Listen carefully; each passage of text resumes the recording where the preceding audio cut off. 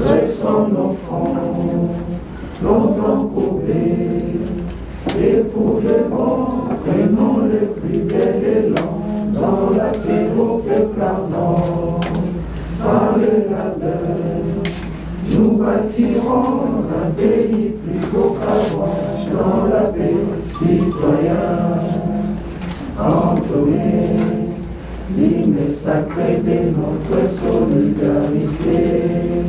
Bandeko, maman très dongunda bata bandeko bamonayo, tozali na ndeko les noirs efficaces. Bon, ndeko les noirs, à se manifester, honorable Jean-Jacques Moutouali Azaliwana, honorable Ozana Malo. Association Union des Quinois, en sigle UK. C'est pour moi un réel honneur de vous rencontrer en ces jours. Excellences, honorables, mesdames, mesdemoiselles et messieurs, distingués invités, au nom de tous les membres de l'Union des Quinois, nous vous souhaitons la bienvenue. Cette association a été créée pour plusieurs raisons, sur demande de Quinois. Un certain jeudi 25 mai 2023 à 21h.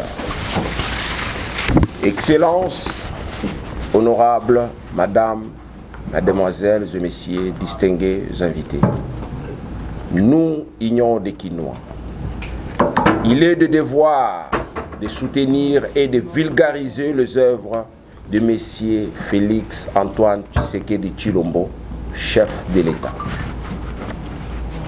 Nous constatons depuis plusieurs années que les antivaleurs grandissent dans la ville de Kinshasa. Les taux de Kuluna augmentent et engendrent des kidnappings, la vente et la consommation de boissons nuisibles à notre santé appelées Zododo, Supunatolo. Excellences, honorables, mesdames, mesdemoiselles et messieurs, distingués invités, l'Union des Quinois vient de dire stop. Nous disons non, non et non.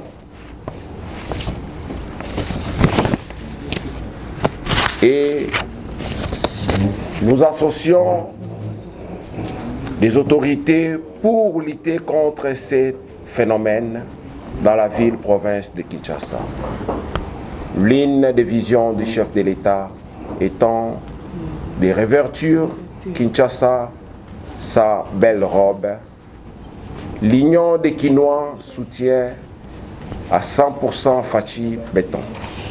Invite tous les Quinois à adhérer à cette idéologie. Je vous remercie. Ville Moroté, Mboka Moroté, Obatou, Basangana, Bikolo et Sangana.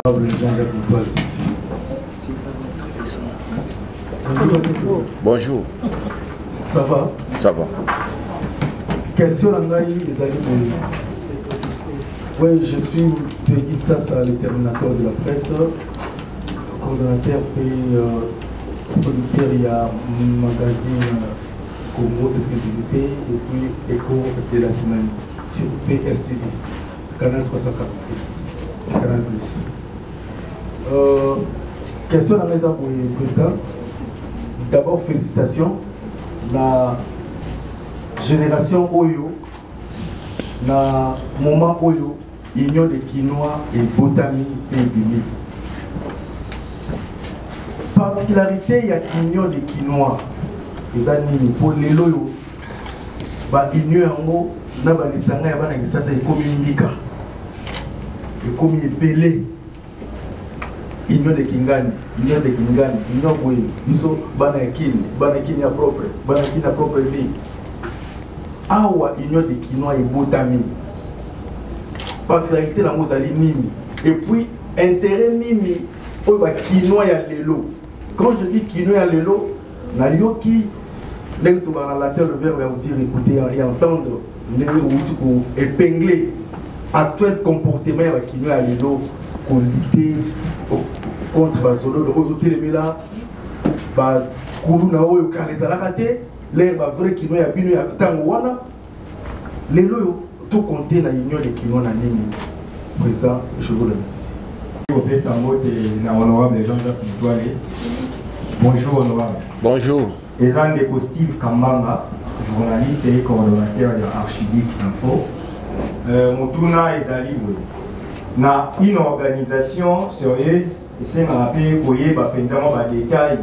Biso ne toye awa union de kino toyebi ke ezali sapoter aux amala muningo ebisa biso siège social ezawapi bandeko bakokuta nini kuna ya malonga po ezala tege bato bakutani kaka esuki awa ekozala mingi na etando ike bato bayeba esika ezali epuis mpona korenchérir lelo oyo ndenge ndeko peka alobi bascripture to baaspel ya bakinois ekoma tellement ebele na moto ayekini na 20 ans akoma kinois sikoyo union de kinois oyo ezoconcerne bakinois oyo bazovanda na kini to bakinois banatif ya Kinshasa. Moi précision wana ekozala malamu mingi et puis mpona koshite penza nalingi kaka honorable Jean-Jacques Moutoile oyo expliquer bakinois oyo tozali pourquoi seulement union de kino ezosala sortie officielle na 100e année ya naissance ya ville de Kinshasa ezali na biloko ozoreproche baassociation ya liboso to ezali na biloko ozomonaka esimbi te tondimi échec na biso osolisa biso soki mpe mwa dose politique te eza na kati po tokoya boye na ide eza asbel mais ekomi politique osolisa biso. Oui. Bonjour. Bonjour. Je me nomme Osojos Kalumba. Ma préoccupation est la suivante. Union de Kinois et Asbel. Est-ce que et vous avez une tendance politique parce que tu viens de dire que vous soutenez à 100% le président Fachi. Vous êtes la personne Fachi. Est-ce que ceux qui ont une obédience politique, il y a opposition, à Zapen la droite aux union des Kinois. Donc préoccupation à mes amis. Merci beaucoup. Ça a intérêt à Bakinois. Et les trois questions, na quoi une fois pour toutes, na répondre de façon que nous à se retrouver dans la réponse. D'abord, tu as dans la naissance parce qu'il y a quelqu'un qui a tout ni Union des Kinois, adresse et banni. Union des Kinois, d'abord, est salami pour l'intérêt à Kinois. Qui est Kinois? Kinois est Ali Moutou Oyo, 1, à Botamiawa, na Kinshasa. Et 2, est Ali Moutou Oyo, à Botami Libanda, mais à bande école primaire na EP Awa na Kinshasa.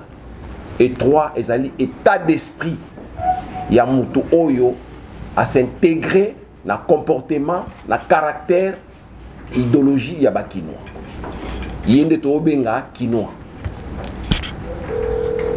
Donc même si on Botama na Kinshasa te, mais ceux qui ozali intégré, ozali na idéologie ya biso bakinois. Aux Akinois.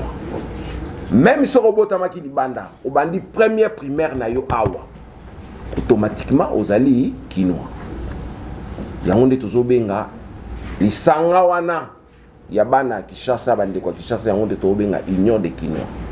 Adresse nabiso ezali na avenue de la Science, numéro 15, na commune de la Gombe, na quartier au commandement. Et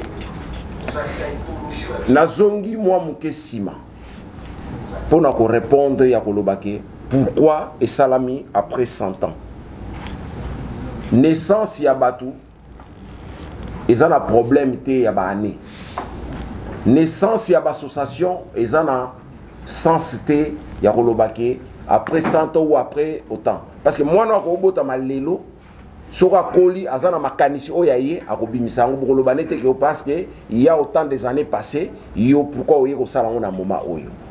C'est vrai, il chasse les ans à 100 ans, et comme histoire, na 100 ans, et l'Oro Morobo et Bimi, au Bazobenga, association, il y a Kinois. Est-ce que toujours se comprendre? Alors, on avance maintenant. À ce qui concerne Bit Nabiso Oyo et Zalike, pourquoi tu sali yango? Chers amis, toyokana quand même, tous aba Kinois. Problème oyo phénomène kuluna et comme le normal. Même les autorités, normal, mais c'est lui le responsable. Il y a sécurité, il y a garantir biso sécurité na biso. C'est lui le responsable, il y a ville à Kinshasa. C'est lui le responsable, il y a Congo. Même autorité, on a normal. Pour vous dire, le gouverneur de la ville, mais qu'est-ce que vous avez préparé pour la Kuluna? Qu'est-ce que vous avez préparé pour la Kuluna? Et lorsqu'on arrête ces gens-là de Kuluna, là, on a des policiers na kati. On ne sait plus nani oyo aza Kuluna. Parce que on recrute un individu simple, baza ba Kuluna. On recrute un policier, baza Kuluna. Et puis Kuluna un officier supérieur, un major Kuluna. Maintenant, toujours y batté. Et comment normal ou comment est-ce que les autorités à ville, ils ont la responsabilité, on a pour aussi ça. Et là, on va préparer pour pour l'interrogation. On a le phénomène de kidnapping. Mais c'est grave. Vous arrêtez les gens, c'est vrai. Mais qu'est-ce que garantit sa population? Message Nino Bozope sa population, oui. Message Zati. Yango biso to non.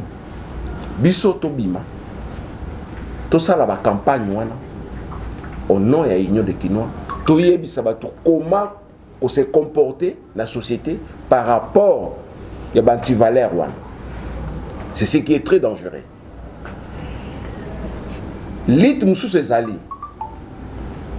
Les autorités na biso ya mboka oyo bazui autorisation ba pesi étranger babanda kosala masanga awa na mboko masanga wana bazobenga bazododo wana. Si vous allez na bandaku na bango bokuta masanga wana te na ba fête na bango ba melaka yango te na makamu na bango ezalaka te. Même là où nous sommes ici masanga wana awa ata moko te izini wana ezate kama place oyo masanga ezote kama wapi na ba Kinois pour nuire la santé à bateau. Notre l'État a livré biso na poison retardé. C'est pour cela que c'est non, stop. Il faut to solo là, makamama sango yo. To lingi yango te. Zododo babilo kana ebima. Parce que bango moko ba autorité ba melaka te, na bango moko ba salaka yango ba melaka yango te, na mboka na bango pe ekendaka te, na mboka mo pa ekendaka te eteka makaka na Congo. Na ba condition nini? Possible mona masanga lokola whisky, ça se vend moins cher même plus que maï. Cela veut dire vous favorisez le mal et la génération. Vous ne protégez pas jeunesse. L'État. Je suis clair. Fermeture. Il y a une entreprise il faut couper. Vous savez combien de personnes Kinois ont koufi si mama sangawana. Mais vous allez voir maman a tekara lotoko. Bazo kangaye. Maman a tekara lotoko. Pour lotoko to fa na mboka oyo et ça la muté le côté. To mona baliwa e ba lotoko te. Mais baliwa ba sododwana na commune nyonso ezali enregistré. Mais maman a zoté ka lotoko na ye to yebi yango eza bio eza na mangam nyonso tout. Bozo kangaye. Mais mutazo teka soupe na tolo bo mona normal et comme teka mana ba veni na ba balabala ndenge ba teka ka mapa. Ce sont des choses oyo biso to lingi yango te. Donc combat na biso munene yango wana. Yande ko mususu auti ko loba awa makambo ya bo bandi boye puis comme politique. Non. O ezali association. Soki tozo soutenir Fachi na kanisi to bandi yango bien mais c'est Fachi. To kena on a terme politique. To yena on a citoyen Fachi. Tozo supporter pour nani ko soutenir yé. Nous soutenons Fachi parce qu'il est Kinois. Tozo soutenir yé parce qu'il est Kinois. Chers amis, Fachi azo sala makambo ebele na Kinshasa pe na Congo ezolo bamate. Na yebité soki bino pe bozali abata presse ya président ou bien comment na yebité. Parce que les Kinois bazo yebate makambo ni Fachi azo sala. L'exemple typique na repé sabino ya muke. Sorotali lelo liboso parler du peuple. Vous allez voir ce qu'il a fait. Boye une affaire étrangère bon mon elo sali. Azana ba réalisation et belé à sali même kitona. Après le Belge Bakenda, Moutaliboso a été réhabilité en alliés. Quand même soyons sérieux. Soyons sérieux, tout reconnaître. C'est vrai, la politique est dans belé. Mais le monsieur a ça la makambuya solo, on a beaucoup. A t gratuité à élève. Après si ba bis na étudiant. Mais pourquoi tout le monde a été? Oh, il y a Salaki Liboso Salakini. Référence les années. Il n'y a pas de référence. À Tongé le côté. À Salé le côté. Nous, les Kinois, population. Ce qui nous a expliqué, oh, et on a parlé du peuple Bazo Tonga. C'est pour nous. L'activité de ce salon, c'est biso population. Et ça, famille présidentielle. Biso Bakinom pour bénéficier là. Et c'est pourquoi biso Nabino, tout soutenir. Donc voilà, vision Oyo, biso Tozana Yango, na Katia, Union des Kinois. Je vous remercie. Merci. En tout cas, présentation. Et oui, Elise Moulanga, Congo Télévision, et puis Nazali coordonnatrice de la chaîne YouTube Congo Masso. Alors, Nazali Nessengomi, il y a comme une association Union des Kinois plutôt. Kobimisa mako eza nango pe ebele mais tosepeli mingi na initiative wana motuna yango ezali kaka boye mpona ndenge olobeli likambo ya bakuluna koyeba estce sikoyo Union des Kinois esali stratégie na bango ezali nini to mpe programme na bango plan na bango ezali ndenge nini mpona kolutte contre phénomène oyo ezali okola gangrène eza kotambola de commune na commune eza kokende na bisika oyo toka koimagine te atanga ndenge ekomi na kuluna bisika nyonso ekomi na kuluna donc esika kuluna azangi ezali te programme nini to mpe plan nini bino botie stratégie nini bino botie ya solo olobi ete basupu na tolo bamindele bakoya nango yango nde kodétruire mais tozomona mpe oyo masanga oyo esalemaka mpe awa kaka na bakongole mpe ezodétruire sikoyo solution nango eza ndenge nini parce que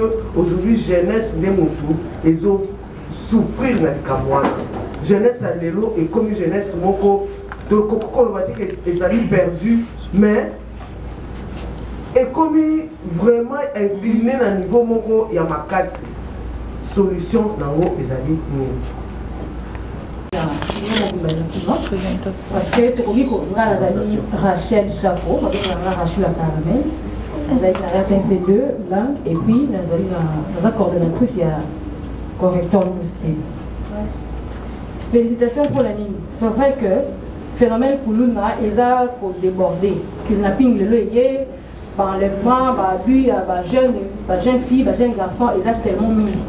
C'est vrai que ce que tout à l'heure, vous allez passer. Pour ça, la paix, action, tout ça, il y a des gens qui ont pour la hôtel, les gens qui ont pour ça, vendent, qui ont des belles, pour bon, ça, jeunesse mobile. Alors, question, il y a tout dans le bagage. Union des Kinois, vous vendez au canissi, vous allez pour mettre fin à yango.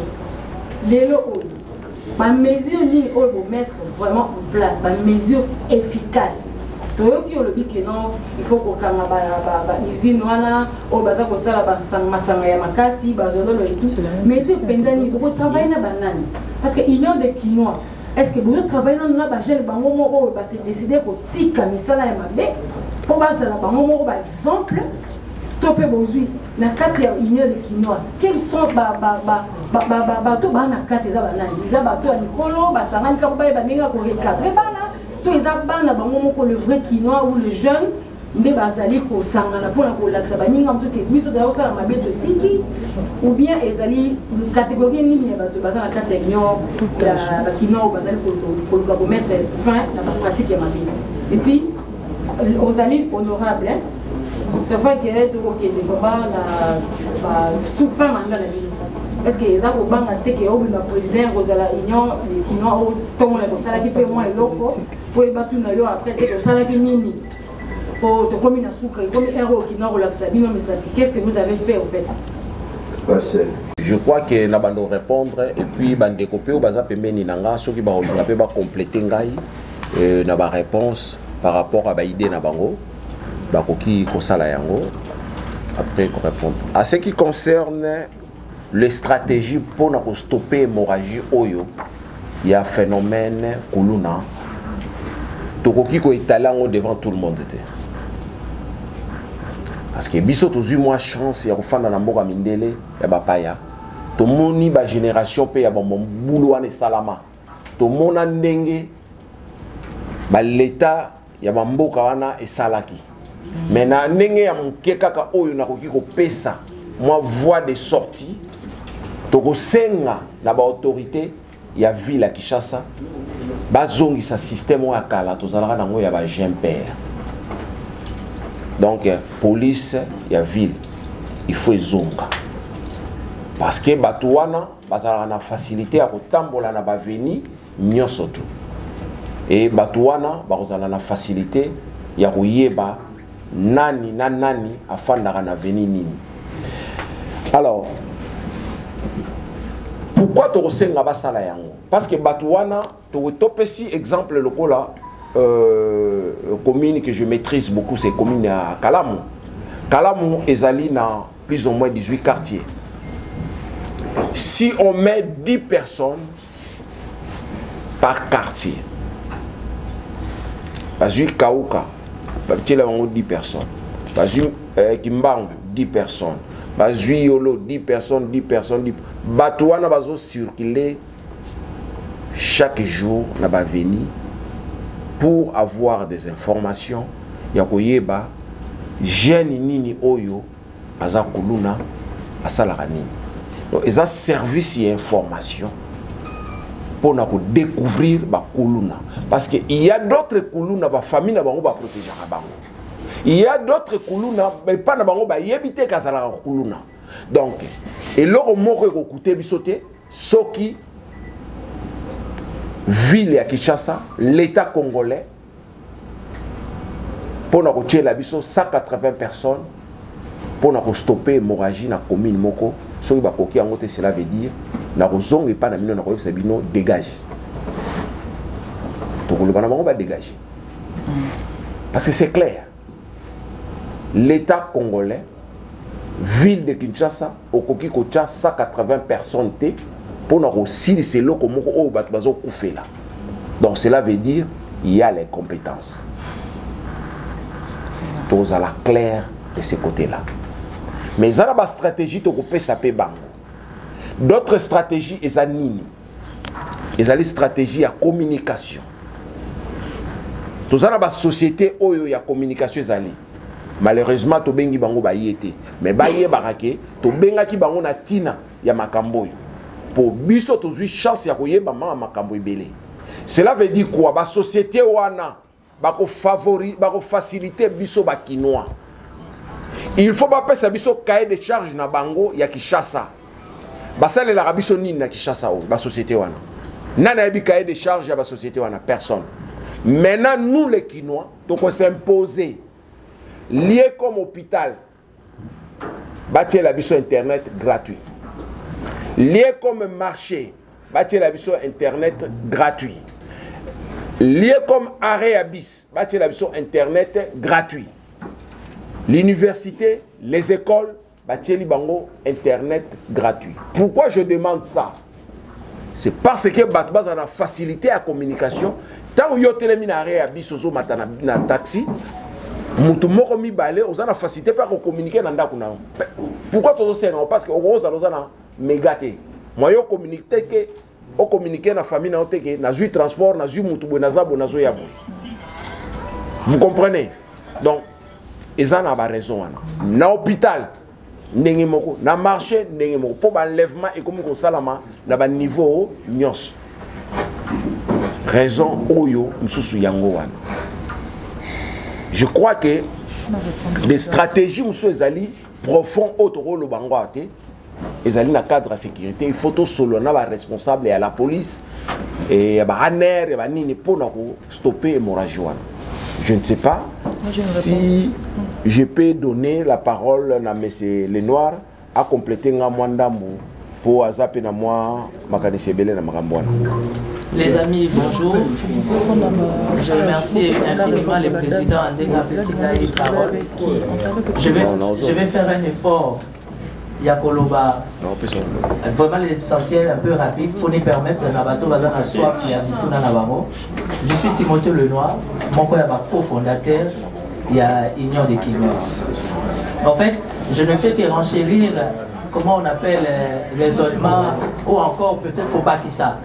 Enchaînement d'idées car par rapport au raisonnement, il y a président honorable Jean-Jacques Moutoile. En fait, Union des Quinois, il faut tout soulever pour mourir la capitale. Et Fumwami, pour nous la guerre, vous nous avez parlé qu'il y a beaucoup d'associations. Il y a un peu Fumwami un objectif pour se faire distinguer. Et on va se faire distinguer. Et nous demandons zéro. Nabeti c'était dans le camp honorable à lobby. Si nous soutenons Fachi, c'est parce que tous les partis politiques étaient.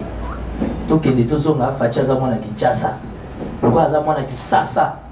Dès que tu as un vrai langage, le gars a fait Kinshasa. Il y a des soutenir Fachi, ce qui est normal.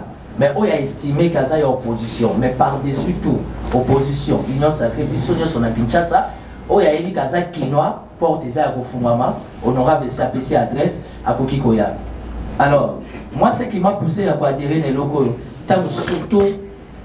Point belé, mais particulièrement tel point honorable à dévoiler qui thèse ils ont dit cambo il y a soupe na tolo bizarrement la société a banda depuis Kokangam ils ont élo honorable muto la bombe libino mais ngana sabino honorable muto a parmi les leaders politiques où il y a banda qui assemblée provinciale en 2007 à 2 reprises à Sala contrôle comme étant président, il y a commission contrôle. Il y a ville à Kinshasa 2 reprises. Parce qu'il y a honorable Dangale, il y a Bandal, paix à son âme. Parce qu'il faut que nous sachions dans l'histoire. Maman Panzo Azaliti, le ministre, et pas Ngobila. Et moi, j'ai eu l'opportunité de vous aller assistant et honorable. Tout ça, là, contrôle la ville à Kinshasa 2 fois. Donc, tout le monde va à Kinshasa, va y bien motiver aussi. Na bateau besoin na vu à Kalawana au bana qui na Kala ya propre ya sika et loko mon côté. Nous on a contrôlé Kinshasa 2 reprises. Toyebi banani bavana na banda kwa l'état, toyebi banani bazo sunga Kinshasa te, toyebi banani balia ngambonga Kinshasa, on va les dévoiler au moment opportun mais à l'éloté. Donc, initiative, il y a Union des Quinois, c'est normal que moi, Namboka, Jean-Jacques Moutoua, à cette initiative, en fait, tout est ma décision de source. Il est parmi les gens, moi je suis témoin, il est parmi les gens, être au sali contrôle. Donc, quelle société va être dans Libanais? Si vous êtes honorable, à la costume, à la casse, ma bunda na indien. Pourquoi Baïzine? Baïzine, dans ce cas, les offres ont 100 documents. Moutaza va appuyer Indien na Libanais à Ebaniti. Contrôle les salami, bazana mikandate. Tokiti sur place la carte de contrôle, Libanais lobby ou non, ngana yebi mutunios. À l'époque, pas aujourd'hui évidemment, à l'époque. Donc, ça veut dire que l'Union des Quinois est venue faire la différence. Parce que nous sommes des Quinois, autoyebi histoire yaki. Mais nous estimons que notre jeunesse n'est honorable à l'objet et ça sacrifié. Il faut qu'on s'oppose. Le monde est mondialisé. Les réseaux sociaux, c'est le copamba. Qu'est-ce qui manque surtout dans le phénomène d'enlèvement kidnapping? Les réseaux sociaux n'écoutent rien. Et au niveau, il y a un fondateur, évidemment, un cofondateur, un cofondateur, un fondateur, tout s'est décidé de bien sur la société, non sur la télécommunication. Parce que, comme dit l'honorable, soyons rationnels. C'est estimé que la société n'a pas de communication, il faut avoir un planning, particulièrement pour la ville province capitale. Et sur mon numéro rouge, partout dans le monde, il y a 10 chiffres. Ils ont raté. Et il y a un RDC. Et nous, on va mettre les gouverneurs mal à l'aise. Tocha Gouv et Pandi Licolo. On a accès, on peut le voir. Tocha Pandi Licolo, non pour nous déranger, pouvoir en aller, mais pour nous sécuriser intégrer la Quinois. Numéro rouge, ils ont toujours 3 chiffres. Si c'est trop, 4. Parce que tu as maillé les bélés, on a 10 chiffres. Quand on a un embouteillage, quand on a un téléphone, on a mais avec 3 chiffres, 4 chiffres, autant tu as la facilité. Et ça, c'est le grand travail de l'Union des Quinois. Indépendance, c'est où tous les cas. L'association qui s'est saisie, qu'est-ce qu'ils sont proposés? C'est vrai que Gobine est permis à tout le monde. Mais aujourd'hui, nous sommes dans un contexte complexe, à 2 pas des élections. Tension et insécurité, jamais à la Kinshasa. Oh, nous sommes dans l'association à Kinshasa. Nous sommes à Kala. Nous sommes jeunes Moussoussou. À part l'Union des Quinois, ils proposent quoi? Nous, on n'est pas venus dans la polémique, mais on va être dans la polémique. Parce qu'on va chercher à se distinguer. Donc, Tchagou veut pas dire les colons. Donc, il y a dans la société de communication, qu'est-ce qui justifie l'appel rouge, vous avez ça dans l'État. Ou soit l'État est complice. Donc, l'Union des Kinois est là, afin d'apporter un souffle nouveau. Ne vous en faites pas, on ne va pas lâcher. Donc, il y a des malais, mais guerre en a tout. Mais oui, il y a des fara. Parce que les Kinois ont une mobilité. Oh, ma tembela kalam, oh, si ma tembela yolo, oh, ya boum. Non, non, non, non, non. Nous voulons une force que nous sommes Union des Kinois, tout l'intérêt des Kinois. On peut aller voir Ngomela. Qu'est-ce qui se passe avec Kinboketo? Bon, bisous Union des Kinois, on va mobiliser la population, tout le mécanisme de la cotisation, mais tout nettoyer, tout évacuer, ma petite côté à l'hôpital, côté à Boye. Bah, l'association sur les Kinois, on a idée en atteint. Mais sous ce coup, tu vas aller à l'État congolais. Mais ils ont lié en termes d'initiative. Pour ne pas prendre beaucoup de temps, ça veut dire que l'Union des Kinois, il faut mettre sur ma boucle. Pour soutenir le biseau, pour idéologie toyer nango, soyez-en sûrs, on ne va pas lâcher. Donc on va dans la fête. Attends, on va pour tout ça à fête. Mais on a préféré un point de presse. Communiquer avec vous, qui êtes le 4e pouvoir. Or, si vous communiquez bien, faites les là, les autres sociaux attaquent à l'info. À comprendre que les gens qui font Mikuna, on va l'idée à bientôt de poids. Poids, ils ont un bon côté, c'est la tête. Dans l'Union des Kinois, on a une presse bouillée d'office, vous avez un membre. Tout est de Kinshasa. À 100 ans aujourd'hui, Bissona Bino. Tout peut s'habiller à Kinshasa. Merci. Maman Clédongunda. Bon, Bandeko, moi, je vais prendre les 2 questions de maman Chako, qui a dit qu'on l'appelle Rachou la Caramel, c'est ça, hein? Oui. D'accord. Et monsieur Daniel Kabambou, j'espère que je n'ai pas massacré son nom. Alors, pour nous répondre à maman Rachel, la question au Touni avec qui nous travaillons. Je crois que la question est linguique au loba, pour sous-entendre qui est derrière nous. Je crois que c'est ça que l'on a qui au Tuna. Voilà, j'avais compris. Alors, cette association, Moutouazana Sima, à part Dieu le Père, Moutouazate. Les Aka Kalisanga ya Bana Kisasa, comme dit le noir, Bana Kinshasa, de Basangani avec leurs propres moyens. Hein, cotisation à bas membres de l'Isanga Oyo et Monijour et Salemi. Question tout ni pour honorable, mais je vais quand même répondre, il va revenir là-dessus. La peur des élections et tout ça là, ça n'a rien à voir. Oh, ils sont apolitiques. Ils ont dit que pour Moutousongolo bien à Babangi élection, Babangi si vous avez besoin de visibilité, ça n'a rien à voir. Ceux qui ont besoin de visibilité, on ne connaît pas les électeurs na bango, les arabango tout le temps. Bon, ça va descendre, on sait comment ça se passe après campagne, mais ça n'a rien à voir. Et pour l'âge, tout le monde est quinois, il n'y a pas question d'âge. Moi, on a 7 ans à quinois, mais là, on prend plus les majeurs, donc de tout âge. Tara recommune à âge, il y a 18 ans, ok, aux quinois, tu peux adhérer. Et monsieur Kabambou, nous acceptons tous les membres. D'office d'ailleurs, Boza, membre, M. Timothée Lenoir l'a dit. Le siège, le président Moutoual l'a bien donné, je veux le redonner à nouveau. Nous sommes sur l'avenue de la Science, numéro 15, quartier au commandement à Gombe. Na Iti Gombe, on a beaucoup de quartier, on a non l'église Philadelphie. Il y a des numéros qu'on va remettre pour vous contacter pour cause ma carte de membre pour adhérer. Et Zanango, les portes sont ouvertes pour toutes les personnes intéressées à rejoindre Bissot. Donc on retient que les gens politique qui Moutouazana Sima na Bissot Azatema, on ne refuse pas ceux qui Moutouazana Sima. On est partant. Merci. Merci beaucoup. Vous vous présentez, chers collègues. Bien assis. Je n'ai pas dit qu'on n'est pas bien assis. Vous comprenez? Nous voulons être très très bien assis. Faire encore sur soi, parce que tu as mis Bimanakati à Union et qu'au moment opportun, s'il y a besoin, ou encore s'il y a nécessité au conditionnel, on est ouvert. Et s'il faudra aller vers les amis, on les fera. Union des Kinois, les associations Moko Abato Baza, élégant d'esprit. Liberté d'esprit d'abord, élégance. Donc s'il faudra qu'on coûte un abato Moussoussou et Bazan association avec Kinois, ou peut-être qui ont commencé avant nous, pourquoi pas? Pardon, de Poukaba, on a posé une question Moko, je crois que eu qui répond c'est ça, ni entre Union des Kinois. Maman crée d'Afrola, on m'a manqué, mais sur Rozo Milango. n'a pas association ressources.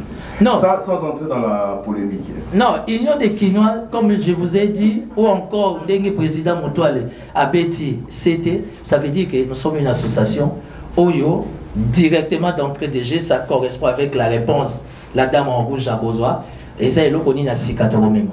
Et le Sikatoromema, je vous reviens par rapport à la réaction du président, ça veut dire permettez-nous tous à la peine à Sinabiso. On ne peut pas dévoiler déjà d'entrée de jeu dans la sortie officielle pour eux. Ce n'est pas la politique, oui, mais bateau bazo kambamo baza quand même la diplomatie.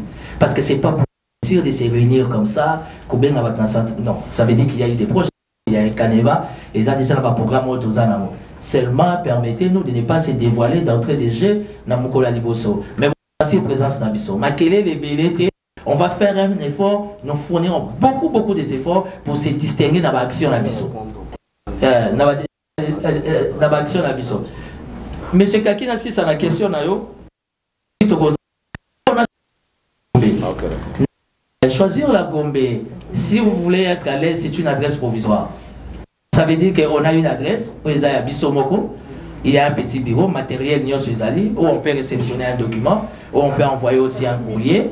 Mais quant à ça, au niveau de l'organisation, on s'organise. On n'est pas seulement obligé d'aller à Kita pour l'organiser la première commune. On peut aller à Bumbu, on peut aller à Makala. Mais tu as Tchangou, parce que nous sommes à Tchangou. On va faire différent. Parce que attention, dans l'association, ceux qui vont dans la manifestation, nous ne voulons pas fonctionner, tous on marche. Non. On commence par Kitambo, Gombeza provisoire. On aura une adresse peut-être à Ngiringiri, à Bandal, à Wileri, à Bumbu pour la Ninité, à Selembao, mais le plus important, tous à la fréquentable. Mais soyez-en sûrs, Union des Quinois, tu as tout mal à l'aise. Et ça, c'est sérieux. Pour compléter, Monsieur Lenoir, je veux la question de Monsieur Taki Akewa. Le siège peut muter, hein? On peut partir à Kitambo ou partout ailleurs, mais il y aura des extensions dans chaque commune. Ça, c'est prévu, mais c'est pas. En ce moment, c'est à long terme. On va faire des extensions pour permettre... En aucun jour, adresse les Anabar. Il y a des Anabar. Il y a des Anabar. Un peu d'humour, ça fait pas de mal, un peu d'humour, Monsieur Lenoir, mais revenons aux choses sérieuses. Je disais qu'il y aura des extensions à travers la ville. Même Tchangou, on viendra parce que à Tchangou, il y a aussi tout plein de Quinois. On va faciliter tout le monde à avoir un lieu plus proche de la maison pour adhérer. Je crois que ça va, Monsieur Kaki? Je vous en prie. Je pense que d'autres questions? Merci. Merci Ndeko Peggy. Problème oyo il y a sécurité toza koloba. Cela veut dire c'est vrai commandant ya ville à Kinshasa ya Sikaba nommé et biso toza na facilité ya ko approcher ya ko pesa vision oyo biso toza nango na Union des Quinois. D'ailleurs, si on tourne on changer forme. Il y a des stratégies qu'on est en train de protéger contre X, Y, on va sauter premier, va nous présenter. Parce que c'est le système et Salamara.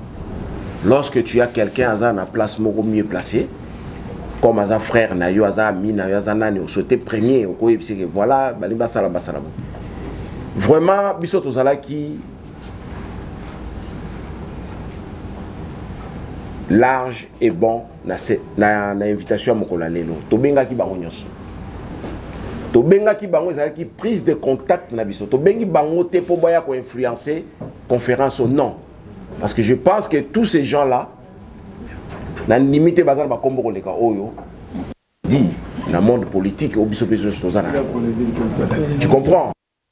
Non, cela veut dire qu'il faut dire la vérité. On parle de la vérité, mais on est en polémique. C'est polémique.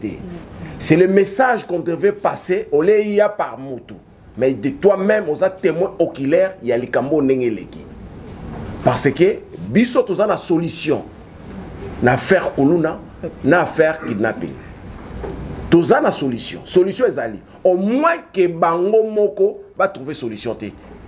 Pour raison, toujours, il n'y a pas de moyen. Normal. Regardons nos policiers ici dans la ville de Kinshasa. Comment les policiers ont fait l'intervention? Ils ont une balle réelle. Les policiers ont une intervention, ils ont une casquette, ils ont une protection de mon côté. Vous imaginez, simple. Ils ont matissa pour nous les années. C'est le déplacement des policiers. Tala. Congo est en Boka. Kinshasa est la capitale. Soyons sérieux. Ceux qui ont terme maman politique, on est de bons parleurs à politique. Et tout yebi porte ni notre toqué pour to kota. Moi je vous donne l'exemple. Tous les ministres bazotambola na Kinshasa oyo. Bazotambola ba cortège à combien de véhicules? Comment un ministre a Rosala na Charwa Koleka district? Est-ce que vous trouvez ça normal?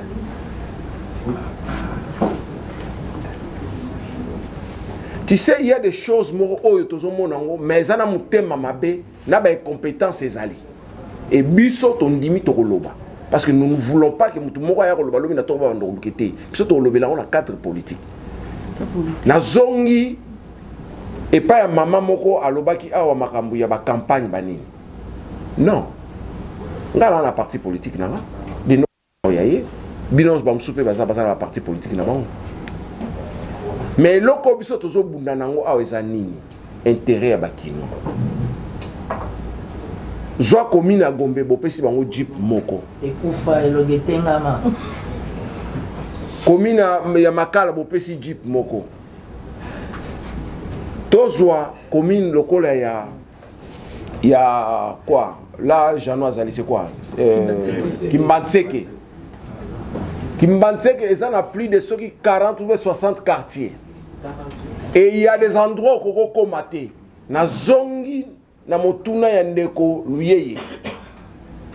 Que na Selema où il y a des endroits où mutu ke komarate. Moi na musu na mata na voiture te maza na capitale à Kinshasa. Yango tozo loba. Biloko wana nyoso tu ezo faire partie ya mamba bakulu na ho. Parce que bakulu na na omona bazana ba zone moko impossible. Et babata ma place moko impossible. Nous voulons aider la ville de Kinshasa. Bangope bazala ouvert na biso. Ba fongola ba porte na bango par rapport à tozo senga mbongo te. On n'a pas besoin parce que ndenge to ya wezali cotisation et ba membre. Eza ya gouvernement te, eza association moko te, eza ya mutu moko te. Biso moko ba membre mto futi awa. Comme ndeko auti ko expliquer awa. Mbongo to bimisi awa. To ragi pe ko sala fête to bengi pe masanga bat ba meli pe ba langwe. Lokol na biso to za contre ba biloko wana, c'est pour cela to bengi bino awa. To lobana awa bino pe. Boza ba kino bo panza sango bo ebisa batuke. Voilà eloko e botami sikeza komba nango ezali yango. To ko senga na bino bo accompagner biso, bino presse. Parce que ceux qui bino bo accompagner biso te eza parce que on a ba mot d'ordre. Au boy ko tient la biso nini gratuite au pesi mot d'ordre. Biso to longwe na raison na. To longwe, to senga banda ba kino bo longwa po aboy ne ko pesa biso. Donc voilà. Moi, biloko moko mike ndeko pegi ezana kati, c'est vraiment du sérieux. D'abord, na l'état na gouvernement a équipé la police, a payé sa ba moyen. Oyo ekoki ko aider biso pour biso peut accompagner bango na ba stratégie obiso. Voilà, merci. Tout ce qui c'est la proposition. Honorable, vous avez la parole. Je crois avant de répondre à la question et nous saluer bandeko ba diaspora surtout pour tous appels à ma membre au bazar à l'étranger et tous appels à moko uniquement ayaki pour na makamwana awa azaliawa ndeko JP Mindia il est où à outil Londres il est où voilà JP Mindia tu peux passer là ba tuba mona yo quand même lié aye uniquement pour na événement oyo.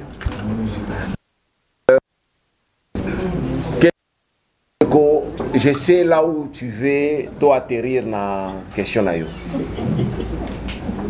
L'Union des Kinan ezali association ya kosala traiter ba conflit ya batute et ben individualité mais nakoki ko répondre au moins moke politiquement bango mibale bayebi nzungu bazaki kolia.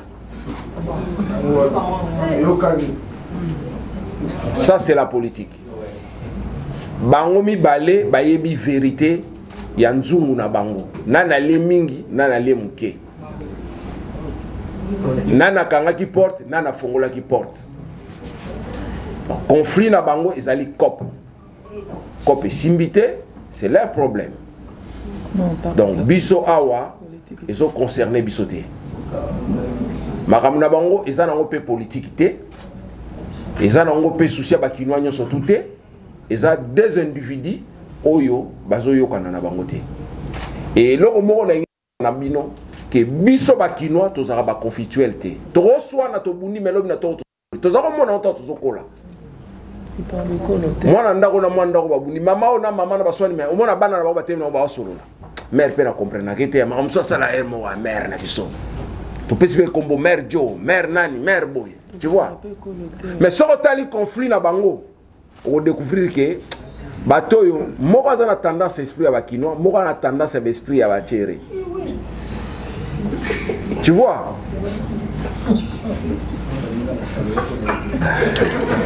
Mais tous ça bakinois. Des Kinois, tout solo là, on a vu ça avec Kinois. Pas compris.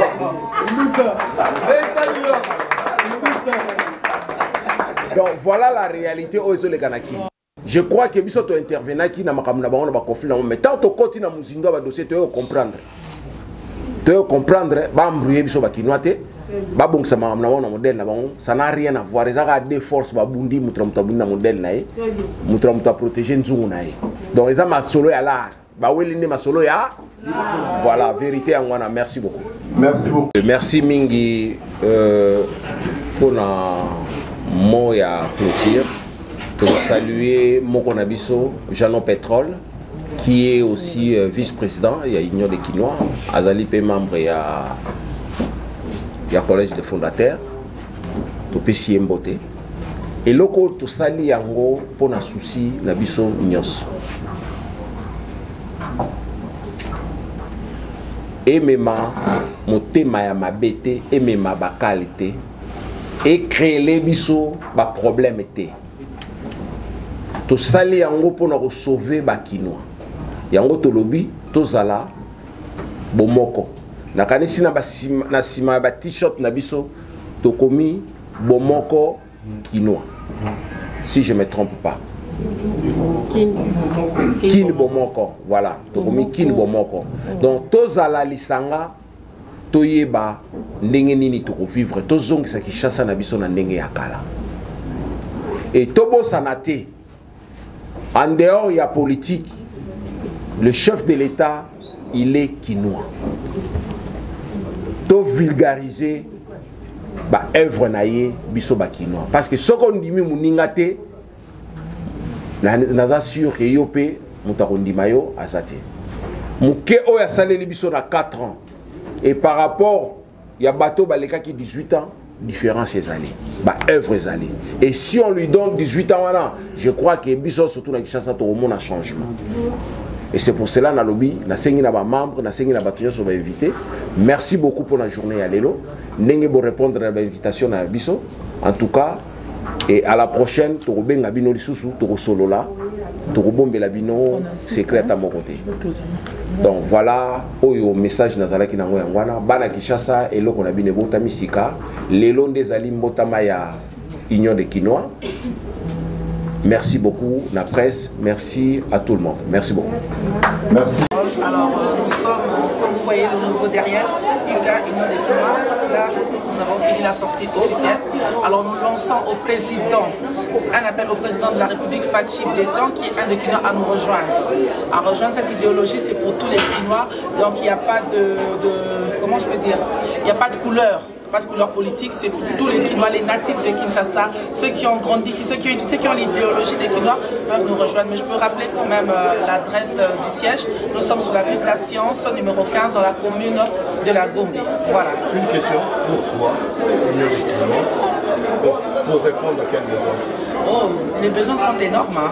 Pour répondre d'abord aux besoins on va dire un peu de la sécurité aussi, parce que nous voulons accompagner les autorités de la ville en ce qui concerne beaucoup plus la sécurité, l'insécurité, il y a le clouna, le kidnapping et aussi la salubrité aussi de la ville. Il y a plusieurs aspects que je ne peux pas me dévoiler ici maintenant, mais avec le temps, continuez à nous suivre, vous allez apprendre tous les jours. Voilà. Vous parlez de temps, combien de temps?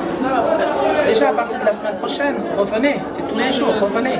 Donc, d'ici peu, nous avons donné l'adresse du siège, vous pouvez passer, au besoin, on fera appel encore à la presse, à vous, et on va travailler ensemble, parce qu'on ne peut rien faire sans la presse. Je vais compléter quelque chose, comme a dit la vice-présidente, l'Union des Quinois est bel et bien là. Comme a dit la vice-présidente et le président Jean-Jacques Moutoile, nous invitons les premiers Quinois, les premiers citoyens quinois si vous voulez, Fachi Béton, Moukwa Tombolo, pourquoi pas. Et nous demandons que désormais, quand on parle de Kinshasa, on doit penser